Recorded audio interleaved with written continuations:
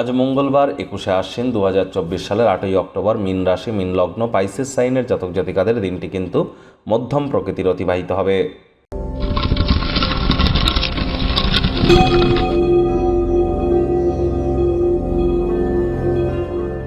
ভিডিওটির শুরুতেই আপনাদের সকলকে রাজযোগ চ্যানেলের তরফ থেকে শারদীয়ার মহাপঞ্চমীর হার্দিক শুভেচ্ছা ও অভিনন্দন রইল। বন্ধুরা, বর্তমানে শনি রাহুর নক্ষত্র শতবিশা নক্ষত্রে প্রবেশ করেছে এবং রাহু শনির নক্ষত্র উত্তর ভাদ্রপদ নক্ষত্রে গোচর করছে। রাহুকে আমরা ইলিউশন জাদু বলে জানি, আর শনিকে আমরা কালো বা কালা বলে জানি।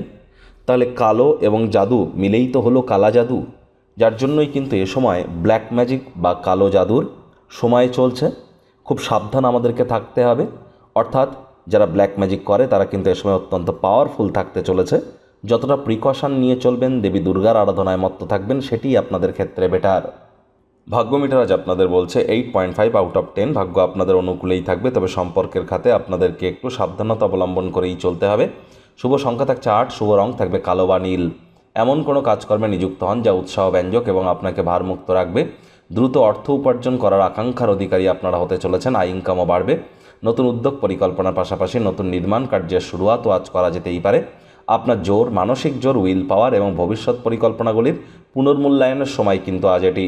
আজ যারা রাজনীতিবিদ আছেন, জনসংযোগ বৃদ্ধি করতে পারলে সমাজে পপুলারিটি বাড়বে।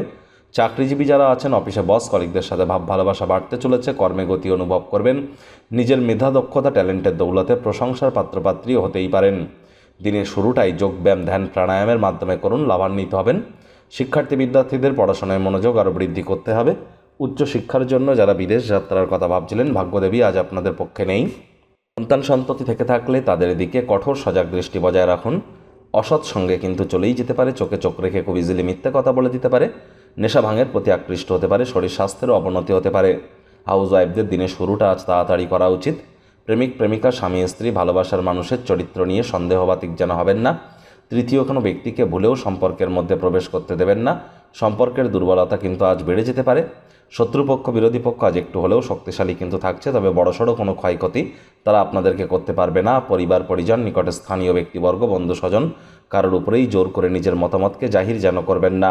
ছোটোখাটো ব্যাপারে অন্যের বিষয়ে ভুল ত্রুটি ধরার স্বভাব থাকলে ত্যাগ করুন, তা না হলে সম্পর্কের অবনতি কিন্তু হতেই পারে।